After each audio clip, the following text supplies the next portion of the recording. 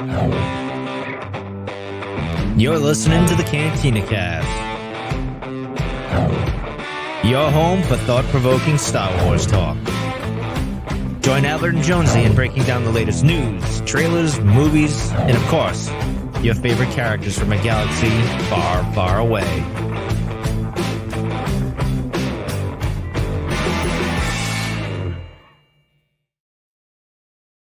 Hello, everyone. Welcome to the Cantina Cast. My name is Albert Padilla, and this is a special episode that we are premiering tonight live at, 10 p.m. Central.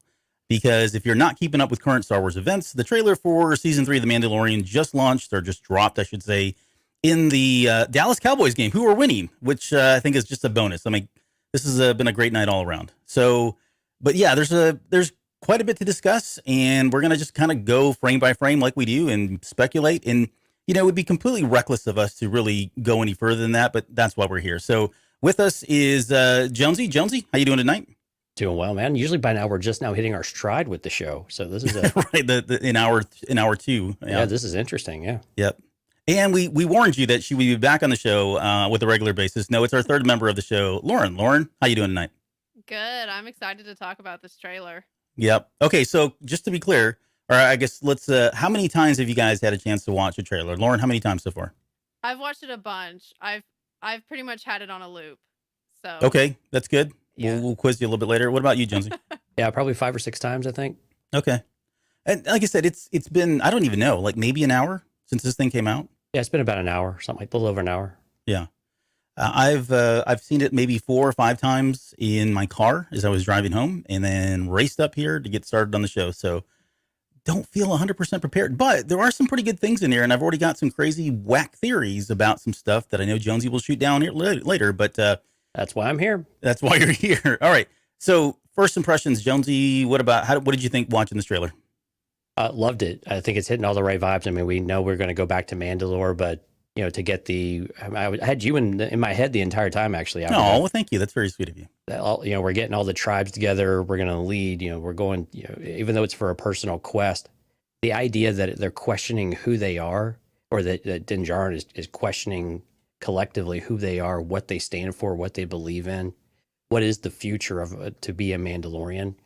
Man, those are really cool themes to explore. So I'm really excited about that. And I mean, a lot of the imagery throughout of it we'll talk about tonight, but just a really good, top to bottom, really good trailer, I think.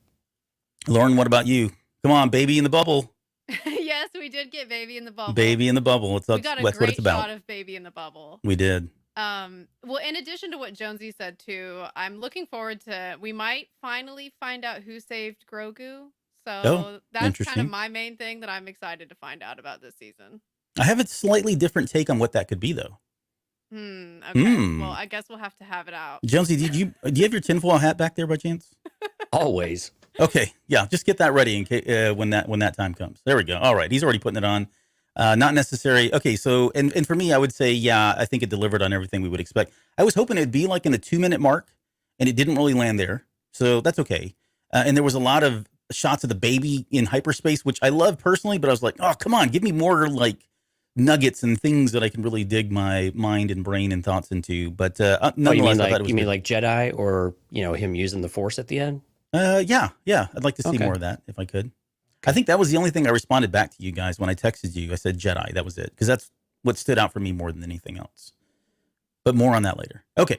So I'm going to pull up the trailer. We'll kind of follow along. I'm going to have to turn the audio off because we'll get dinged by YouTube and Lucasfilm and everybody else. And I just don't want to challenge a copyright infringement. So I'm going to bring it up. We'll kind of follow along here.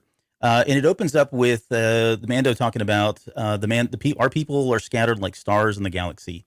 And right away, kind of what you were talking about. And to be fair, to take our victory lap, we've been talking about this since season 1, like early on in season 1. I was really pushing that this is where I wanted the series to go. I wanted Din Djarin to really unite all the clans. And I'm going to show you one thing that stuck out to me. If you're a Rebels fan, you will recognize right there, that symbol is Clan Eldar. And Clan Eldar is one of the Mandalorian clans that was shown in Rebels when when Sabine took the Darksaber there, and all the clans kind of came together. They announced themselves as Clan Eldar. So there are other clans other than the ones that we've seen so far, at least in The Mandalorian. So, for the people, for the Rebels fans to get an Easter egg like that and to be thrown out there right away, it's got to feel pretty good to work the animation into the live action is always a lot of fun. Right. So, okay, so let's just kind of pull the Band-Aid off. And Dale's he's talking about it too. Pull the Band-Aid off. I mean, I don't want to get too excited too fast, but is this really what the season's going to be about? Or do you think this is something that would fall in, maybe the first part we get a lot of these shots and they're kind of, first half of the season, first 4 or 5 episodes, although Obi-Wan, it felt like we got a lot more, but nonetheless, do you think this is going to really be the focus? I mean, uniting the clans, or is it really more about his personal journey and, repenting for his transgressions? I think early on, it'll probably take that, the latter, it'd be more about Din Djarin and Grogu and, trying to explore. But I kind of think that this might be from the second half of the season, that this might be the actual, bringing the clans together and this message getting across to all of them. They're having to band together in order to do something. And with all the Imperial ships we see later on, I think there's a lot of ways you can, you could probably pull that through and make sense of that. And so I like that idea, though, that we're pulling them all together second half of the season, though, not necessarily right away. Because I don't think that makes sense. I mean, he has to go find them, and he has to have something that's going to be able to compel them all to group together in a common enemy as well. And so is that a Moff Gideon or something like that? Those are the things that we haven't quite got any clarity around. Yeah. I'm looking at this, and I'm just wondering, you guys have any thoughts as to where this is at? I don't know that it's Mandalore. It's got to be right? Tatooine. Everything's on Tatooine. It could be Tatooine. God, I hope it's not Tatooine. But any thoughts as far as, I mean, this could be him making the rounds, right? And pulling, and we know the Mandalorians have been scattered, right? They're scattered away from Mandalore. They're on some of the planets around there, some of the moons. They've gone, who knows how far they've gone at this point. Could that be Navarro that they're on? Because I know later on in the trailer, it looks like there's quite a few of them there. That's what I was thinking as well. Yeah, it does look kind of like that same rocky atmosphere that the red rocks. Yeah, makes me think of Navarro. Yeah. It's also interesting too is these Mandalorians don't have Beskar.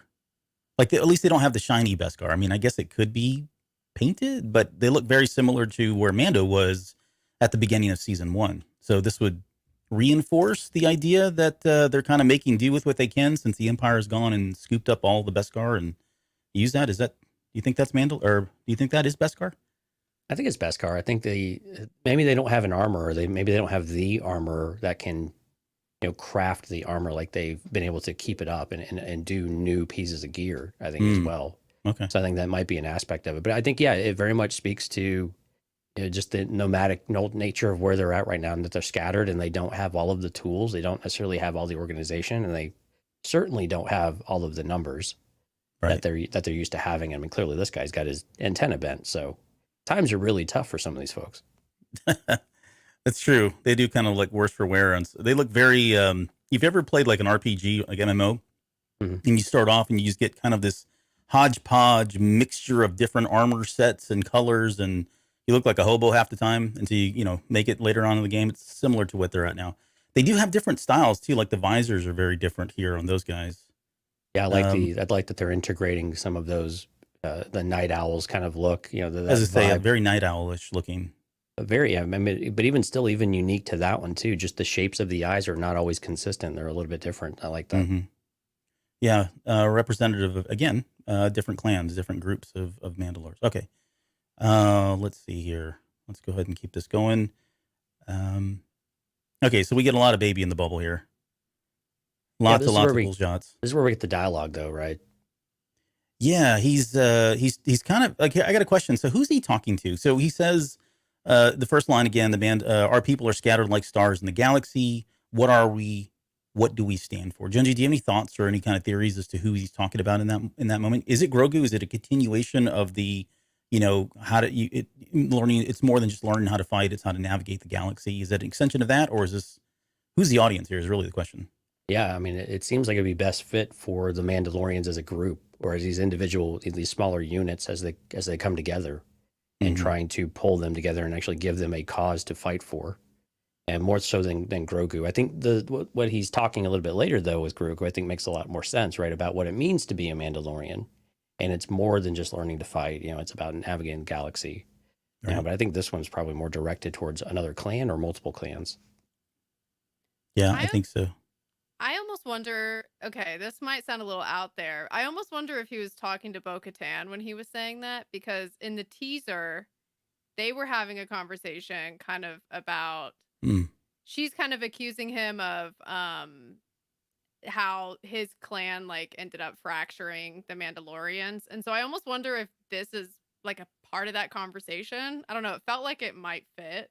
I think it fits within the context, right? If he's challenging her, like if if for whatever reason she's okay to just kind of sit back. I mean, I know she's not. I don't want to take anything away from her, but if she is kind of feeling like this, oh, I really can't do anything. It's out of my hands. This is all kind of a lost cause. I'm just really kind of serving myself here. And he's trying to reinstill this ideal of what a Mandalorian is. I think that makes perfect sense in the context if he's speaking to somebody like Bo-Katan, because she does seem like her body posture in that trailer. And we didn't get any Bo-Katan in this trailer that I saw anyways. I could be wrong, but we didn't get her in this one. That's fine. Right. But in the body posture, her body language, I guess in one of the other trailers, she does look like she's kind of, sitting on a throne. Yeah. Very defeated, right? And he's trying to say, look, get off your butt and let's do this. Let's bring everybody back together. Who are we, right? Trying to just give her a pep talk, if you will. So I like that idea that it could be her. Yeah, I mean, this is just eye candy for anybody that's a fan of the baby. Watching him travel through hyperspace, like me, yeah. He's sitting like in Daddy's lap here, right? And I think later on, I'm trying to see, can we see R5D4? It doesn't look like he's back there. No, that's still got the bubble on there. It does have the bubble. Okay. Yep. No, good point. I was trying to think if maybe they threw R5D4 in there, then maybe he's riding shotgun with Dad in front. But yeah, good point. So good catch on that. Okay, so there they are traveling. This is where he is talking about, being a Mandalorian is learning just not how to fight, but you also have to know how to navigate the galaxy. And for me, again, probably reading too much into it, I think he, at face value, literally he's talking about navigating the galaxy and making friends. That way, you've got people to kind of back you up when these sorts of things happen. I do wonder if that is kind of a conversation he's having with Grogu, though. Yeah, I think so. I think there's a certain connection, though, that you need to make with other folks. But I do like the idea, though, that it still speaks to Legends a little bit of how the nomadic culture of how they had to be able to have the flexibility to go to other planets and to move on, and as a tribe move on. And if they did disperse to work or whatever, they always knew how to come back together. And so I like that you still get those undertones from what we learned 20, 30 years ago in Star Wars Legends, and Favreau and company are still bringing some of those, at least those threads through to a more current, version of the Mandalorian. Yeah. Oh, by the way, so Qui-Gon Jinn is agreeing with you. He said he's talking to Bo. He's agreeing with you, Lauren. Classic trailer deception, which we get a lot of in Star Wars. This is Navarro, I would assume. Yep. Yeah, you can see the archway. Yeah. Yep, still looking pretty good. Yeah, and this is similar to the stuff that we got from the teaser trailer. So a lot of the same settings. We got the monkeys in the trees. The infamous forearm shake that's happening. Okay, so I think this is him entering the atmosphere of Mandalore. Yeah, and there you get R5 in the back. Yeah. And I wonder, it's curious as to why he decided to take R5, if that was, for navigation purposes. Having an astromech droid? Yeah, that would make a lot of sense. Maybe there's some added value there.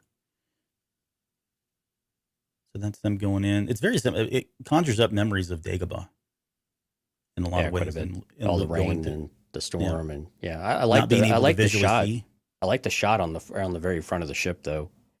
And when you just see all the water coming off of it, like towards, and still being able to look in the cockpit. That's a really nice shot. That one right there. Yeah, that one right there. Yep. He's got the big engine there, the V8. He's got the Hemi. The Hemi. Okay, so that's them coming in. I'm just trying to think where we're at here. He says, that way you'll never be lost. And this leads into the next line, which is, I'm going to Mandalore so that I may be forgiven for my transgressions. Now, we heard this. This was already talked about in Book of Boba Fett, right? We kind of foresaw that coming. And there's him going, what? We're going back? And that So to me wait, do looks y'all, like the y'all capital. think he's actually going? I mean, we've had the armor in the teaser as well. Does it seem like he's actually going back and talking with her? Or are y'all still on board with that? Like Lauren, is it, or has this changed any for you? Or was this was just a throwaway scene, or do you think we're actually going to have more conversation between them? I think he probably goes back and talks to her because it sounds like he's serious about trying to make it right. And so I think he might need some more details on what exactly that entails. Mm-hmm. My only concern with it was that she had turned her back on him, so I didn't know if she would take another meeting at this point, unless it was after he had found something out about Mandalore and he was coming back to tell her. Maybe I don't know. She seemed like she did seem like she was very much like, "Oh, you're done, get out of here," kind of thing. But at the same time, she kind of gave him an out. Like she kind of explained to him, "Here's what you're going to have to do now," right? So I don't know that she was really done with him. I think she probably felt like this is an impossible mission, and so I'll tell him, how to do it. But the likelihood that he would be able to kind of carry through with that, given the conditions of Mandalore, are slim to none, right? So right. I would agree. I think he probably does come back and let her know, look, I meant what I said. I'm going to do what's right. This is the way, that whole thing. And this would be a good way for her to like, wow, he's really going there. Maybe this is what brings her to Mandalore, right? Again, in my own headcanon, at some point they all come together, whether he's actually soliciting and bringing them in one by one, saying we need to regroup and we need to take back our planet, or they're just following him because they know there's something going on, and Din Djarin is leading these kinds of efforts. And when I think, sorry, go ahead. Oh, I was just going to agree with you. And when he's getting everyone together, I could see him going to the armorer as kind of like a starting place of this is what I'm doing. And like, I need some people. Do you know anyone? Right. We need you and the other guy, because that's all that's left of the watch, right? At this point. Well, so that's a good question, though, is where do you think Din Djarin's finding the people? Is it through the armor? Is it through maybe a Bo-Katan? Do you think Bo has maintained any kind of relations, or do you think she's been basically ostracized from the Mandalorians as well, not just the armorer's perspective, but everybody's? Yeah, that's a good question. I don't know so I'm going to go to the chat because Dale threw this in here. He said Navarro going there for repairs and communication. I mean, could he leverage, some of the contacts there in Navarro or some of the other planets? I guess I'm trying to think where else. But Grief Karga, I don't know, maybe he has connections at this point and he's able to kind of say, oh, there's Mandalorians in these particular sectors, or we've seen him on these planets. I don't know where he would get that. That's a very good question. But as far as we know, he doesn't have a whole lot of contacts as of late, but we don't know what he was doing again prior to this.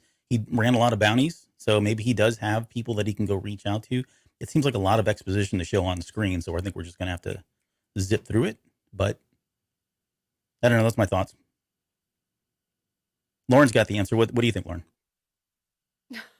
I'm kidding. So I think we talked about this in the breakdown of the teaser, but this is, there's no question in my mind at this point. This seems like a little bit clearer. I don't know what it is, if it's just the angle or they remember in the teaser, they showed this shot, but they cut so quickly. We didn't really get to see it kind of come into focus as clearly as we do now.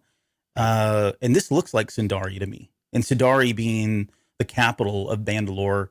We saw it in Star Wars Rebels, the dome is completely gone. Yeah. I mean, it's obliterated. Right. So I have a lot of questions as to what could have done this, because the Mandalorians had a lot of air to ground shields and protection. Right. So whatever the Empire used, and I think we had even talked about, again, not to leverage Rebels or lean on Rebels too much, but we knew that Sabine was kind of part of this group that was creating these, I don't know what you would call them, but I mean, these super weapons to an extent. Super weapons. Thank you. Yeah. And we got to see what the results of that were firsthand in Star Wars Rebels. But I mean, this seems like a weapon of some sort that's on a higher level.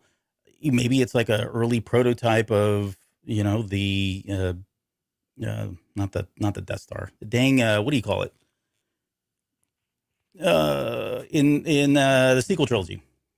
Oh yeah, the super weapon that's on the front of the ships. Yeah, I'm trying to think of the name that they had though.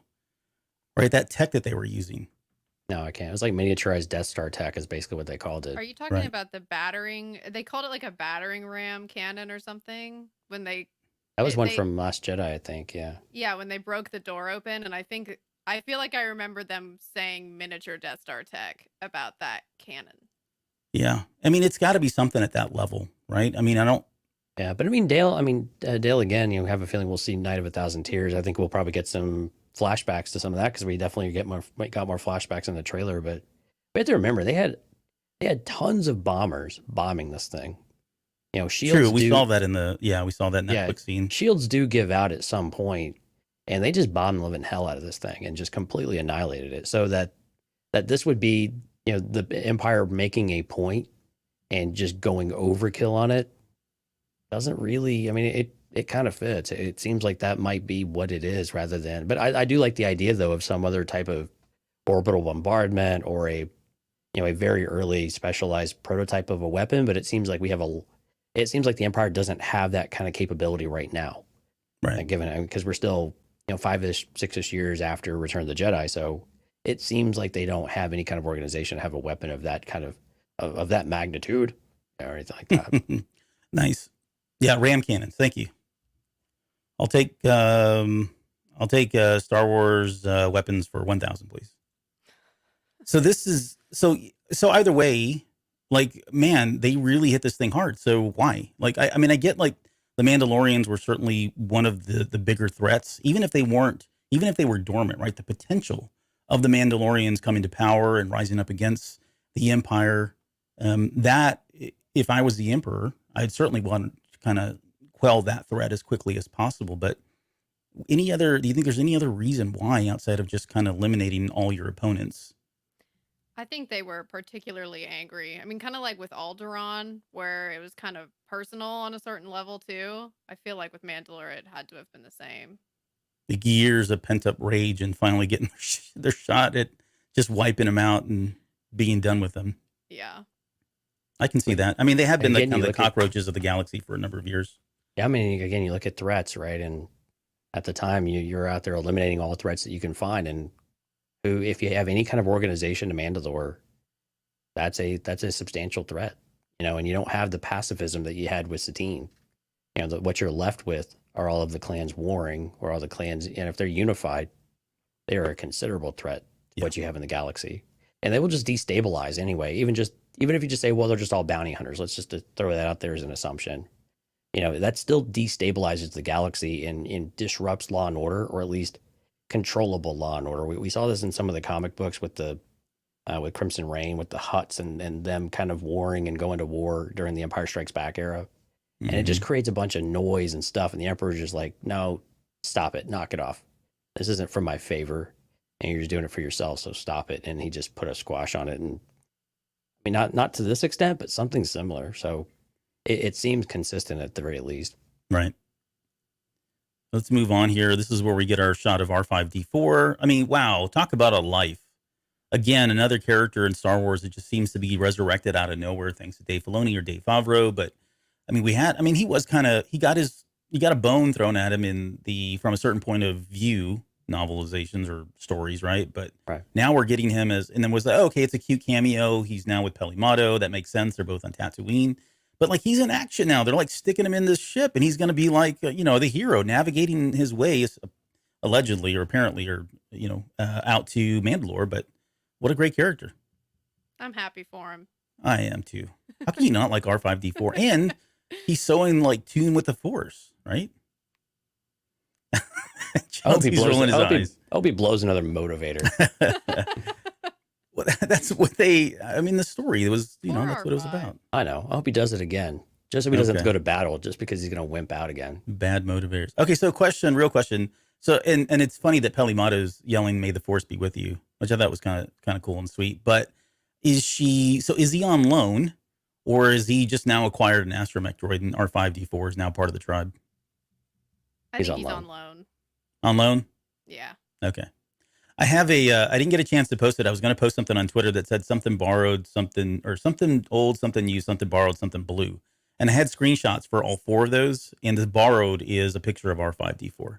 So spoiler alert, that's coming on my Twitter page. But I would agree. I think he's being borrowed. It would be cool if he does become part of the clan. I just don't know.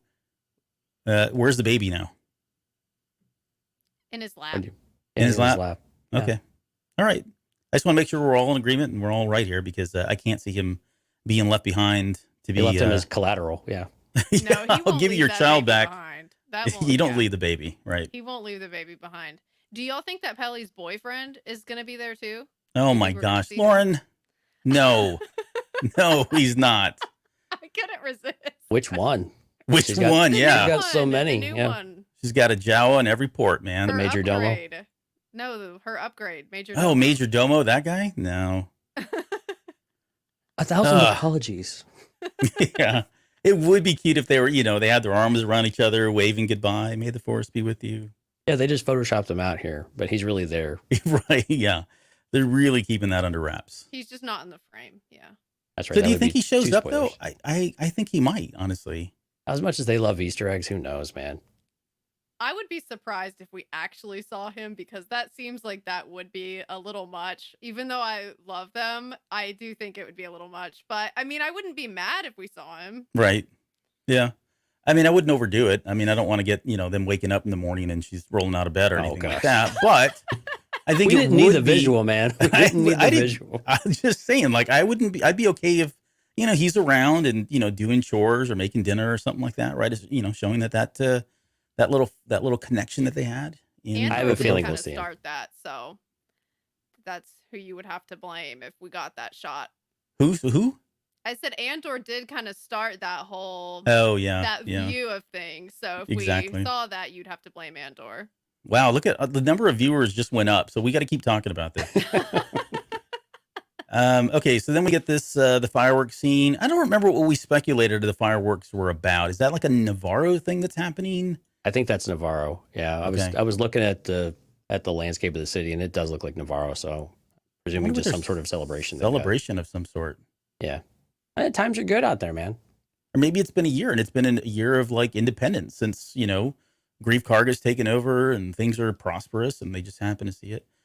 I do hope they hold on this shot a lot. I really like visually watching him flying through the fireworks. There was a scene in the first Wonder Woman movie, if you remember that, where it was very similar and you could see the reflection of the fireworks going off and all that. But yeah, it's cool stuff. And then there, here he is. Punching it. Yeah, Grogu gets to punch it. He gets to punch it, yep. And they get thrown back there in the seat. All right. I was not expecting Coruscant. Yeah, I wasn't expecting Coruscant, nor was I expecting this guy here. Yeah, Pershing. Yep. So, I mean, I guess we kind of figured he would be I mean, we all assumed, and I think they made it clear that he would be continuing on in some capacity, in some way, in this series. The fact that he seems like, okay, is he on his own, or do you think he's like still being held or a prisoner or I guess captive in some way?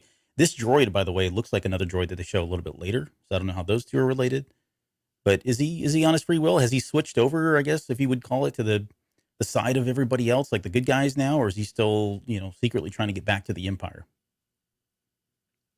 Who wants to take that one? I could see him knowing that what he's doing is wrong, but not having the backbone to actually do anything about it. Okay.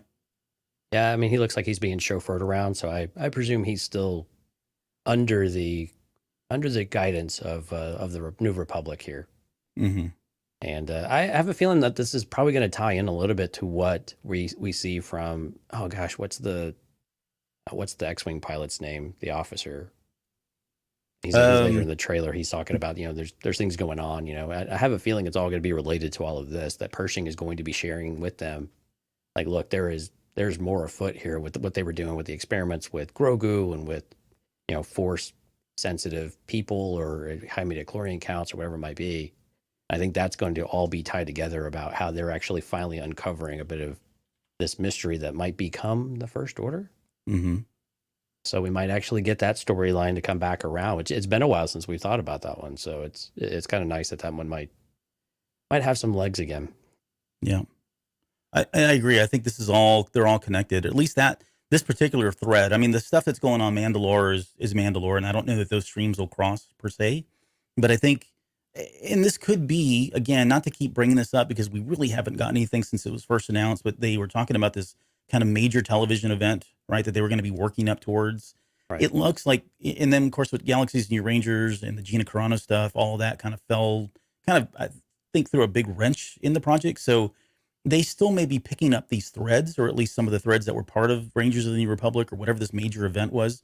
Nonetheless, I think the fact that Pershing is still around does speak to the fact that we are going to get into cloning the midichlorian counts, I should say, why they need Grogu's blood. Is it for, the Snoke clones, or to create Force-sensitive clones for a host for Palpatine's body? I think all of that is probably, secondary or in terms of storyline. I think we're still going to get all of that. And it could be separate, and maybe it comes together at some point. I don't know how they get there, honestly. They seem like they're on two completely different paths. But for them to continue Albert, to carry that. Yeah. 2 words. Yeah. Snokino Loy. No, I was waiting for that. Oh, my gosh. I've got some theories that I just will not let go. That is one you will not let go. And I love it. So kudos. I'm glad I make you proud. Yeah, exactly. Kino Loy. But I would agree. He does not. He looks like his hands, like he doesn't look like he's just kind of, having an evening stroll through the city of Coruscant. It looks like he's being held captive or against his will. Well, he's definitely being ushered from point A to point B, I think, at the very least. Yeah. So this is where the line's uttered of there's some dangerous things happening out there, and by the time it becomes big enough for you to act, it'll be too late. Okay, is he talking about the First Order? Is there something else that we don't know about? This is, to me, was probably the most intriguing part of the trailer. But do you guys have any thoughts? It really took a different turn, I think, with this. I mean, it was very focused on Mandalore and everything else, and then all of a sudden we take this shift and we bring it back to the larger galaxy, which I thought was really kind of a nice touch to finally bring in those other storylines that, again, maybe didn't resonate as much at the time, but they've been sowing those seeds. And I mean, clearly they have, because they keep coming back to it. But, I like the idea that the First Order is still imminent, right? It's still going to happen at some point. Palpatine's plans and his contingency are all in effect. And they're just at some point we don't really have a clear idea about. But I like the idea, and I like that Pershing is that connected tissue to it as well, and that they're finally getting some pieces, but it's still elusive. It's still something that's they're still not going to put the pieces together until he's absolutely correct. They don't do it until it's too late, effectively. So I like that they're still bringing that line forward, and I hope that right now it feels like a lot. Then I mean, we're going to get 8 chapters, I think, something like that, probably. Feels like this season's really going to move. Yeah. Yep. And he still got the Rebel, by the way. So he still has his Rebel insignia on there. Carson, right. Is it Carson Tarva? Yes. I think is his name in this. So he's part of, he seems like he's got a lot of roles responsive. Like he just keeps popping up. Teva. And I get. Miss Sunflower says Carson Teva. Okay. What did I say? Teva? Tarva. Yes, it was close. Okay. Whatever. That's fine. Miss Sunflower, you win. I appreciate it. Thank you I know. Thank you. She corrected me. But yeah, and she says, by the way, is that the Gauntlet or is it a Fang fighter? This is a little bit later, I think she's talking about, that we see. Yeah, the fact that the New Republic is involved, it says a lot too. Like, right.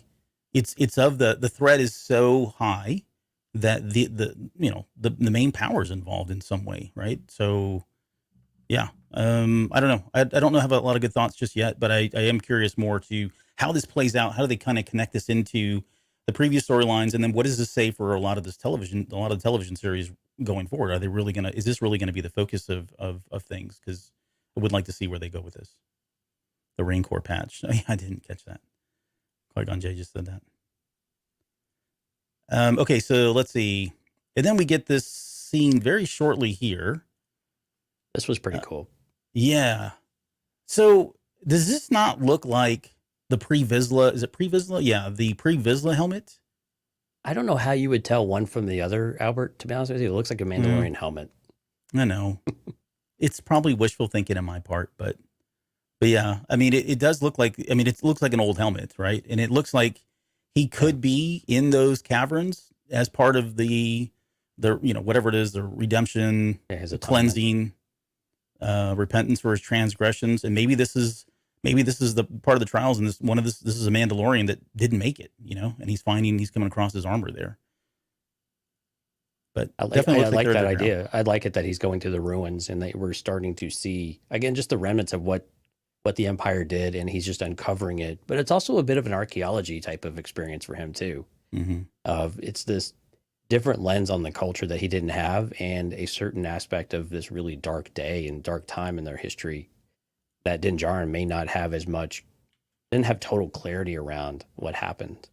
Yeah. Or at least it didn't resonate with him or really mean as much to him until he can actually go out there and experience and live it. And he's seeing what the effects of it all are, and about what again, it's another tie to what does it mean to be Mandalorian, and trying to recapture some of that mystique and intrigue, right, that goes along with it, and give back. It's kind of like giving the Mandalorians back their swagger a little bit too, and being able just to give them something that they can rally around.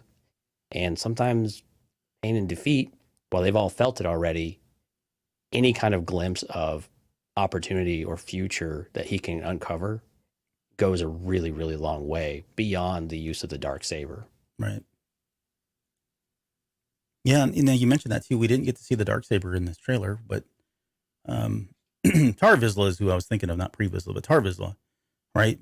But I'm with you. I think it's more either this is him rummaging through the ruins of a post-Imperial assault on Mandalore, or this is somebody who didn't make the trials. Because, I mean, they're kind of putting the caves, which I'm assuming these are the caves, prior to this particular shot. So, and again, this might be back when in the teaser we had Bo-Katan also with Grogu, saying, hey, do you think your dad was the only Mandalorian? Right. So on and so forth. So it might all be part of that general sequence. Yeah. Okay. Lauren, you said it first, but we've got Jedi, which for me was like the highlight of this because I like Jedi. But all right, what are your thoughts on what are we seeing here? I think that the Jedi are guarding Grogu, and somebody's coming in to try to get Grogu. And whoever's coming in, it could be clones or it could be Vader. That's what I think. Oh, wouldn't that be cool? Get an Anakin Skywalker coming through here. I'm trying to see Vader in literally everything, so take that with a grain of salt. But let's see, Jonesy. I think that's an important distinction, because it still looks like Anakin, but yeah, clearly Darth Vader, right? Yeah. No, I agree with her. I think this is very much a continuation of the scene that we had with the flashback when Luke is giving Grogu an insight into his history and his past. And so I think this is a continuation of that. It looks like they're retreating. So again, I think it is more clones. But if Anakin made an appearance here as Vader, I think this would, you talk about blowing the doors off this series. I mean, you get Luke Skywalker with the green lightsaber kicking ass, and then you also get dark Anakin, storming the castle basically and trying to go after Grogu. And now, granted, I don't know if he's actually going after Grogu or not, but again, just that we have another last stand happening for the Jedi, and we get another glimpse into what happened in the temple during Order 66 is pretty important. I think it's really important for Grogu's story too, of understanding how did he get out of the temple? Because this is, I mean, just the few flashbacks we've had have been really dire for him. Yeah. I mean, and clearly very traumatic, like it has been for everybody, including like Reva and whatnot. But that's another one, is Reva kind of make a little Easter egg appearance here. Very true. Okay, so here I've got a couple things. Number one, if this is a flashback to Order 66, the question that comes to mind immediately for me is whether or not whoever's coming through this door knows that Grogu's there, right?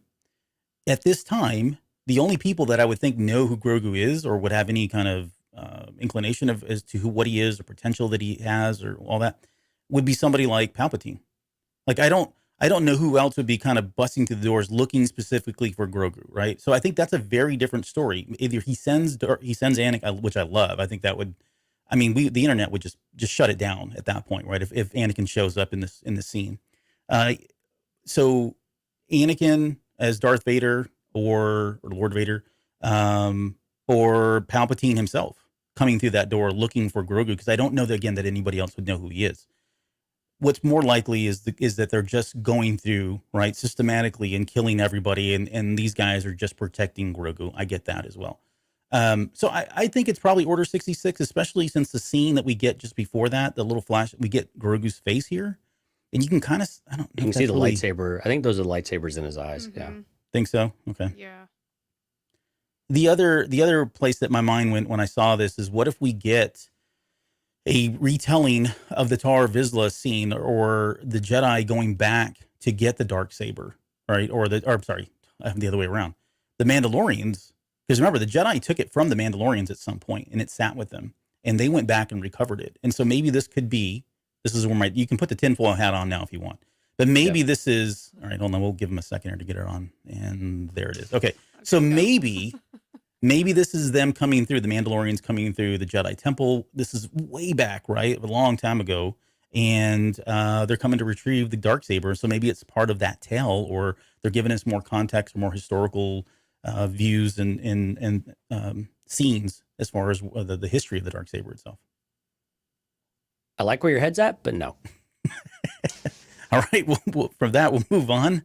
Just a little bit here. Nonetheless, I mean, it's exciting. Like I'm glad they put that in the trailer, because it's an interesting idea, though, Albert. I mean, I don't mean to just I know, but it is a fun idea that we would get flashbacks to an older Republic, whenever that timeline officially was. But again, I think within the context, seems pretty safe, like it's going to fit in with Grogu. But that would be a really pleasant surprise, and quite honestly, you could probably die happy if that happened. I would die even happier if the person standing right here was my girl Avar Chris, who's on my shirt. So I'm just kidding. That's not a girl. That's a guy. Yeah. Looks like, I don't know. But wouldn't Avar Chris, let's talk about that for a second. No, I'm kidding. Let's move on. All right. So here comes the dogfight. We've got TIE interceptors. We've got TIE fighters. And of all things in this trailer, this was one of the most surprising thing to me, that they actually had really pretty good looking TIE interceptors still in operation. Yeah, in operation. Yeah. And I think this is the question that Miss Sunflower may have had, if this was a gauntlet fighter or a fang fighter. I think it's a gauntlet. I can't tell, if you ask me. You can see it right there, maybe. Yeah, I mean, you can definitely see it. I think pretty sure it's a gauntlet. Yeah. So the gauntlets being the ships that the Mandalorians fly in. Right.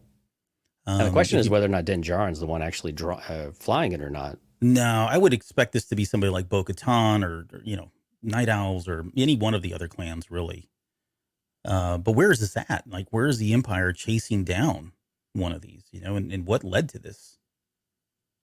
You kind of wonder if it's another part of Mandalore. Maybe. Yeah, could be. That's a lot. Wait, hold on. I want to go to the chat. Look at this one.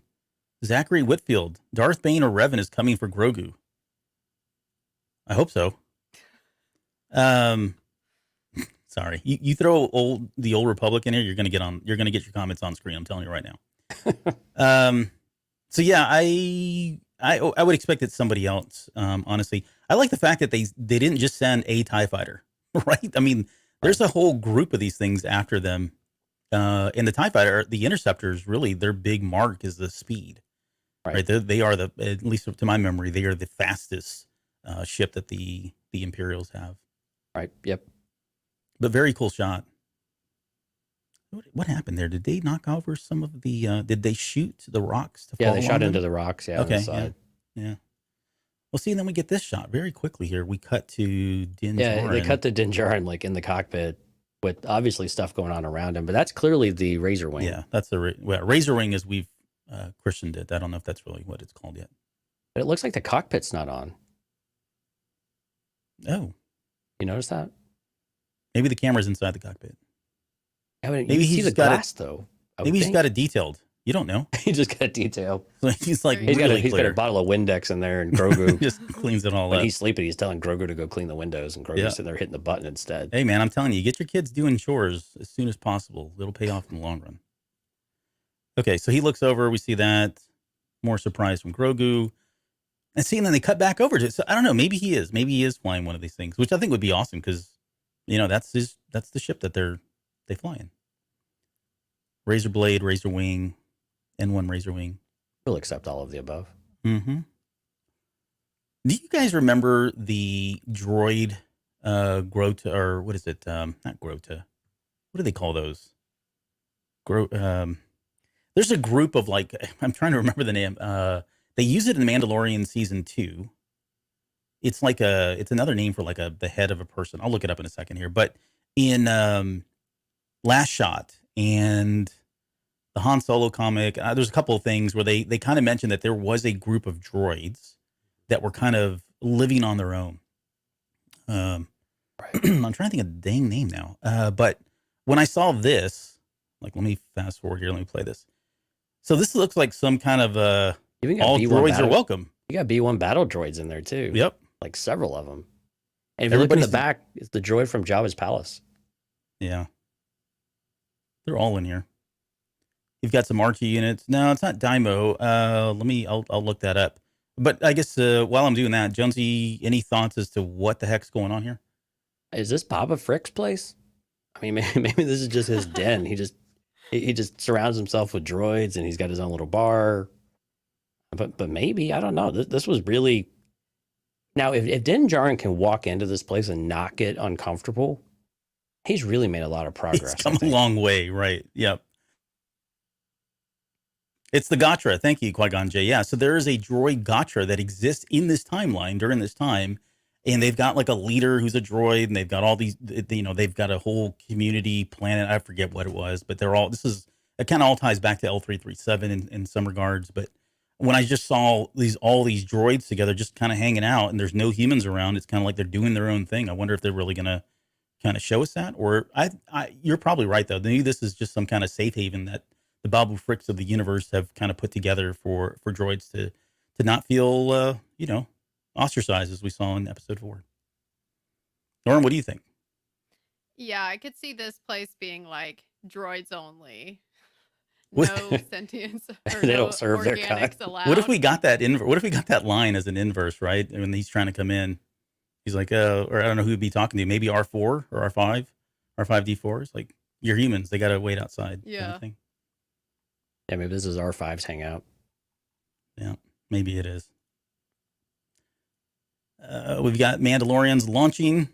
I'm assuming this is in some kind of a take back. We got more of this in the teaser trailer. I think we saw some better shots of this, but yeah, but it seems like there's going to be a lot of action where is Babu Frick on Navarro? Have we made that determination yet? Because there's clearly a battle. Babu Frick's around. It looks like Navarro. There's Mandalorians on Navarro, or there's Mandalorians, but it all looks like it's on Navarro. Do we have any reasonable certainty that that's exactly where they're at? No. I mean, nothing official confirmed, but I mean, I think you can make a case for it. Yeah. And maybe we'll see it here when we get to those, because that looks like, that doesn't look like the ruins of Mandalore, right? No, it doesn't. So I think this might be Navarro. That's what I think too. Qui-Gon Jinn asked if Navarro.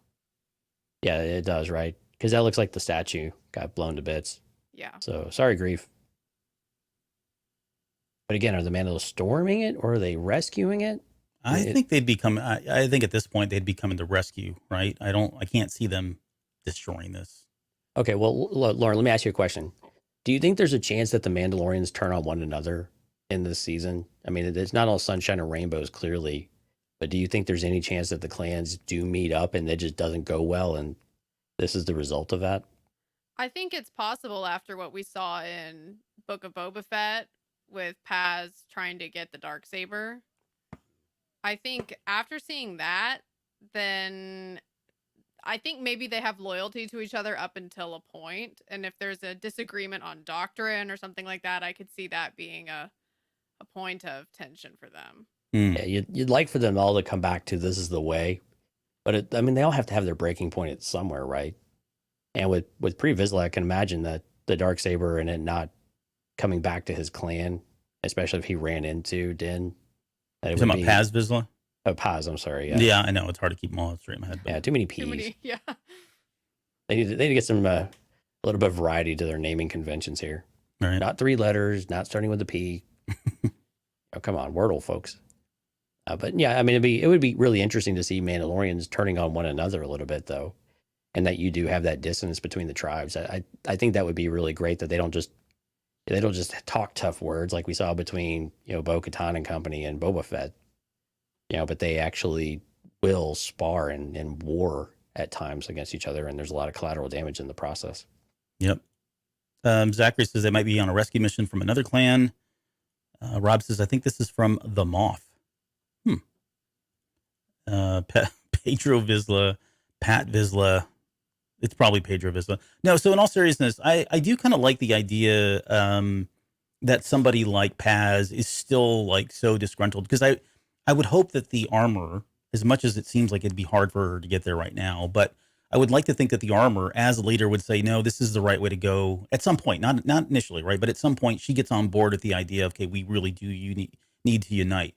But somebody like him who's so still like taking it personal, right? So disgruntled, so feeling very entitled to the Darksaber, and being, I wouldn't say humiliated, but he was bested by Din Djarin, somebody who's not pure, somebody he feels like is not worthy of wielding the Darksaber, kind of going rogue, right? Getting people together and saying, look, let's go attack Navarro because this is where he was last at. Or maybe they capture somebody like Grief Targa, and hold him hostage, or, just going off the rails and completely taking things into his own hands against the will of the armor. And I think that's probably possible. We just don't know how much it's really affected him since the Book of Boba Fett. Right. And in the chat, Zachary Whitfield said, this is the way is different for every clan, seems like to him. I agree with that. I think we've started to see enough of that to where this is the way doesn't mean anything to some of them. It's an archaic and what were Bo-Katan's words? I don't know. It's basically like religious zealots, effectively. And then Rob came in and said that he believes this is where the interceptors are too, is that they're on Navarro as well. So maybe the Empire has made some sort of push, and maybe the Mandalorians are there to help, and maybe they are being called in for aid, and they're on the quote unquote good side, right? But I mean, it looks like they've taken some losses there in the back, but not seeing anything except Mandalorian bodies, though. Exactly. So it was kind of interesting that's all we have here. There's no other. There doesn't appear to be anything else right now. Yep. Let's see. Let's move on to the next part here. And this is where we see, this is such a quick shot here. Okay, so that's just a Mandalorian of some sort, but he's got the cable. Right. We got another one there. So these are thugs. Yeah. Some of the raiders. So I mean, it could be that this is a liberation, right? Maybe the Empire hired these folks, or there's something else going on, but I can see a scene where they're coming in and liberating Navarro. But there's the Anzelians, or the Babu Fricks, or whatever you want to call them. Right. And I don't know. We've not got any confirmation that Babu Frick is in this that I remember. I could be wrong on that, but I think everybody just assumed, like, they kind of look alike, so it's hard to tell. Wow, that's insensitive of you, Albert. Well, they look like goldfish with like Fu Manchu mustaches, all of them. I don't know what to tell you. Call me insensitive. And they all like to work on droids too, Albert? You going to go that far too? Yeah. Gosh. Not to stereotype, but you guys are working on droids a lot. All right, you called this the Street Fighter 2 Hadouken move. Hadouken! But here's Grogu coming out, I guess, learning a couple of things that he picked up from Master Skywalker there, huh? Right, and we think this is coming out of the cave where Din Djarin and Bo-Katan were, so it's interesting he's come out alone. Yeah, true. What is this thing, though? I don't know. Looks like the vulture without his wings. But I don't think that's it. But this does look like it's on Mandalore. Right. Right? I mean, it looks like it's all kind of, what do you call that? Obsidian, charred. Everything looks burnt, blown up in the background there. But, yeah, curious as to why he would be coming out. Lauren, what's your crazy whack theory? Is he just busy? Well, I wonder if this is the entrance to where he has to go to atone for his sins, and so I'm wondering if he's busy doing that. Maybe he doesn't even know that this is going on. Oh, so he's like, hey, go, this is not safe. Head back outside, wait. Well, maybe not head back outside, but just wait here, and then he doesn't wait there. Decides to take off on his own. Because they never wait there, you know? Yeah. When someone says wait there, you don't just wait there. So maybe he's going back outside and then encounters this thing. Mm-hmm. It's just interesting. Where's Bo-Katan, though? If it's all part of the same sequence, it's just interesting that he is on his own. So yeah, what's the reason for that? But I mean, clearly he's remembered some of his teachings though from Luke. What is the green thing in his hand? It's like some sort of comm device or tracker. Like he drops it. Watch, right? It's flying. Yeah. He drops it. It almost looks like Jello. What is this breakfast? looks like the 80s Hulk. Yeah, I like that one. It's Lou Ferrigno dressed as the Hulk coming out of there. He's got like cankles too. Yeah, big old cankles. I don't know. I don't know what this is. It could be just some kind of creature that lives, on Mandalore in some way. But right. I mean, the point is, he got Grogu kind of flexing some of the stuff that he just picked up from Luke Skywalker, right? Flexing the Force. Flexing the Force, which I think was. I mean, look at him. How pretentious is that little guy? Look at him right there. Well, you stay in a bubble for that long. See how you feel after you get out of it. Yeah. So all good things. I'm glad to see him taking care of himself because, him being the sheltered child only goes so far. At some point, he's got to stand up and do his own thing. And so we're getting to see some of that. Now, granted, he's still kind of floating around in a baby carriage, but that's fine. Whatever. He's got small legs. Doesn't fall asleep right after. That's true. That's a good point. I wonder if that was part of the training, if that he was able to kind of get past that with Luke's training, and so that he wouldn't be exhausted. I wonder if he'll get out of the prim and actually just go snuggle up with him as he's taking a nap there. Oh, and this show got real cute real fast. It did. Yep. There you go. And then we end with the title card. Season 3. Scene. And so many people thought we weren't going to ever see Grogu again, and here he is, still back. It's kind of crazy to think that, right? That we, Mm-hmm. I mean, I think myself was included in that. We thought we had seen the end of him, and the series would go a different direction, but no, Not me. no, you had faith. I had faith. It was a more compelling story for me personally to see this kind of lone wolf and cub story. I think we talked about that early on in season 1, and just the idea of anybody, like, what does it mean to be a Mandalore or Mandalorian, right? And it doesn't necessarily mean where you were born, where you came from. So that would include the Boba Fett's and maybe the Grogus and other people. So more of a creed, right? Yeah. So all that kind of plays into it. But yeah, March 1st. I mean, we still got a number of weeks before it comes out. But I think overall, mission accomplished as far as the trailer goes. It gave us some new things, some very intriguing things that I think we'll be talking about for some time. And I think there's probably going to be a lot of theories that are coming out over the next couple of days around some of this stuff. But overall, yeah, I thought they did a pretty good job of it. So I'm excited. Yeah. So, hey, Lauren, did this pique your interest or get you re-energized or more excited than you were from the teasers, or was it a good reminder of what's coming? Like, how did you actually leave this and feel it, after watching it a handful of times? Oh yeah, like I'm very excited. I also the thing I'm most excited about, which is I really want to know who saved Grogu. I don't know, I had almost I was so thinking about how's Mando gonna make up for the fact that he took off his helmet that I had forgotten about that whole question of who saved Grogu. So when I saw the Jedi in the trailer, I was like, oh my gosh, maybe we'll get the answer. So that made me excited. Yeah, I'm almost nervous, like how that's going to play out, like who is actually going to be, because there's so many options about who could whisk him away. Mm-hmm.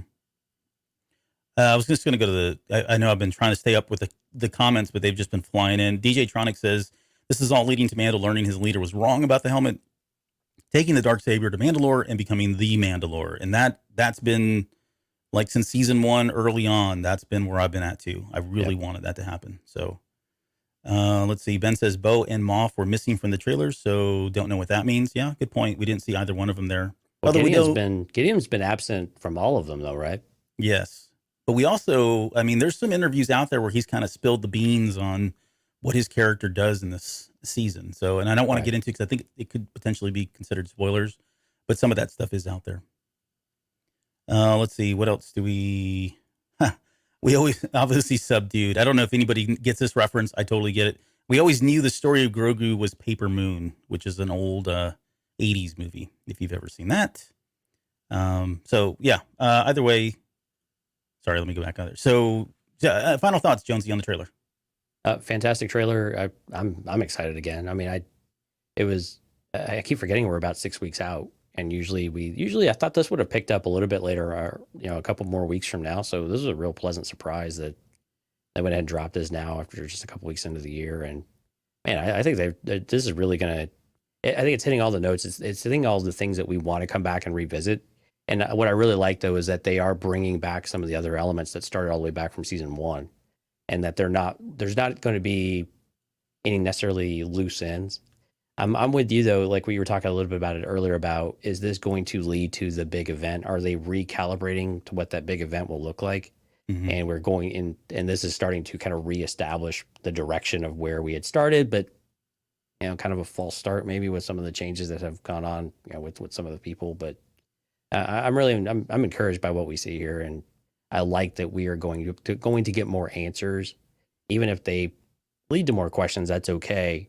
But right. Again, we're continuing to build on the overall story and build on the mythology of all of this, which I think is really important. I think that's the most exciting thing about Star Wars and about Mandalore. And we know we have this really mysterious time for them and how the clans work together. So I'm really excited that we're going to finally get all those pieces put together. And I think this does a great job of getting people, even if you're not familiar with the Mandalorian, whoever those 2 or 3 people might be, but you actually still have an idea of what you're getting into, and hopefully that's compelling for them as well. Yeah. Lauren, what about you? Any final thoughts on the trailer? What you're looking forward to most? I mean, I know you mentioned Baby Grogu and who rescued him, but yeah, I'm excited about the fact that they're continuing, like what Jonesy said, they're continuing threads that they've started and building upon those. So it looks like questions that we've had, they're either going to still be questions or they'll be answered, and I'm fine with either of those options. I also hope to see Mando get over the helmet thing too. I saw someone say that in the chat, and I do want to see him kind of realize that the helmet thing needs to go. I think that would be like really important for his character, so I'm looking forward to that too. So are you looking forward to him removing the helmet altogether, or just being more passive about it, like Bo-Katan, where if we're in a restaurant or in a cantina, we take the helmet off and it's not a big deal? Well, I want him to still be a Mandalorian, but not be so attached to, I can never take off my helmet. Like, you can take off your helmet and still be a Mandalorian. I'd like to see him come to terms with that. Yeah. So yeah, basically leaning into a more flexible creed, I guess the dogma of it all, getting away from such the really hard black and white dogmatic kind of way of thinking of what a Mandalorian is. Yes. Yeah. Yeah, I mean, for all the reasons we've already talked about, I mean, I'm really excited about this. The fact that we're going back to Mandalore alone, I've got a million questions as to what happened, what that looked like. I hope we get some of that in some of the flashback scenes, more than we got teased in, I guess it was season 2 of The Mandalorian, or was that Book of Boba Fett now? It's hard to... It was season 2. They'll blend together. They'll blend together, which is probably what they wanted. But yeah, the Book of the Mandalorians. There we go. So getting to see all of that, I think, is great. I'd love to see the flashbacks and really kind of understand where that goes. But I think for me, what's still in the back of my mind, and this is such a nagging question as we get closer to now into this season, it's really starting to kind of come up there, or starting to surface and bubble up for me, is, okay, so assuming everything goes fine and he brings all the clans together and Mandalore is whole again, where the heck were they when in like the sequel trilogy? Like, what happened? Did the First Order snuff them out? Why did they not feel like it was their place? I mean, they could have just been like isolationists and said, sorry, that's not our problem, right? We just got our crap together and we're going to really just focus in on Mandalore. I think that's probably acceptable. But the galaxy at large was yet again in another precarious position with the First Order coming to power and knowing that they had the ability to destroy planets. I don't know at what point do they feel like they're just, it's like we've talked about so many times, you can kind of put your head in the sand, but at some point the Empire or the First Order, whoever it is going to catch up with you. So where does that, at what point do you jump into the fray? And I think if we remember, I think what we've been told about the First Order though, is that when we get to Force Awakens, they really hadn't been front and center for really all that long. They hadn't been in place, like they weren't like the Empire where they had 20 years of being firmly rooted and in place and doing things throughout the galaxy. They were operating so long in the shadows that only the last I want to say it was only a few years before Force Awakens that they had really gained really public acknowledgement that they existed. So I kind of think that maybe the Mandalorians probably did have some sort of isolationism. They went and rebuilt. They did their own thing, or consequently, there's some really dark days ahead for the Mandalorians again, right? With the up and coming First Order, and maybe that's where they're able to cut their teeth a little bit too. But that, again, some of the canon that we already have doesn't seem to suggest any of that.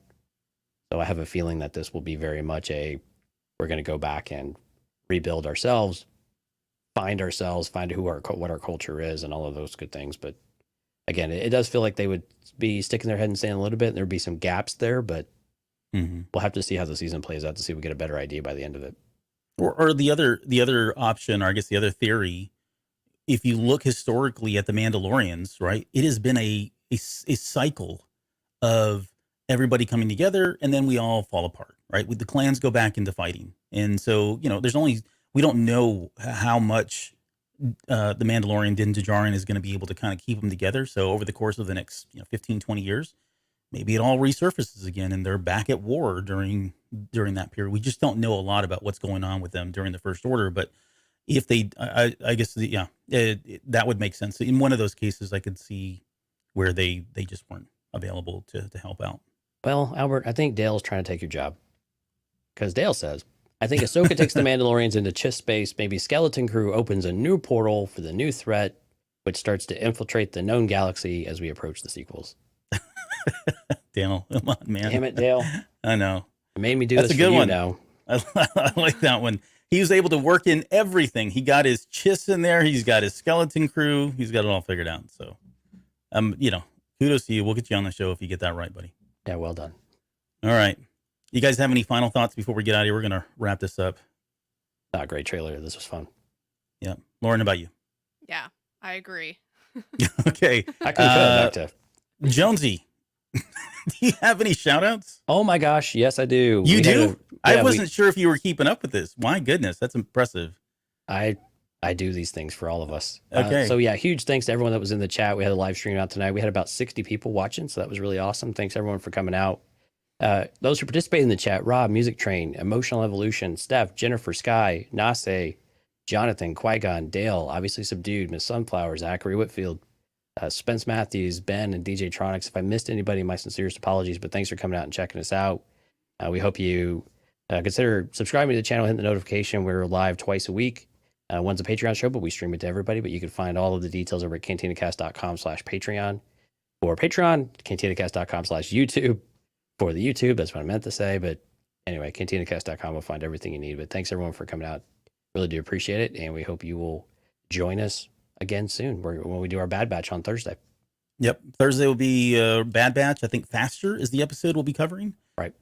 We've also got, just want to quickly plug, we've got a new Jeditorial that's out right now by one of our Discord members, Ben, talking about the importance of Star Wars animation. So if you go out to cantinacast.com/Jeditorials, you can take a look at that one. And we've also got articles in there from our very own Lauren here. I've got one as well. And a couple other ones too. So take a look at those, read those if you can. And then, like Jonesy said, Sundays will be the Patreon show that we'll do, which we will broadcast live. So if you're not a Patreon member, feel free to jump in and contribute in the chat. And with that, if you are a Patreon member, you're going to get to see your name in these credits. So thanks everybody for joining us tonight. We'll see you guys in just a few days.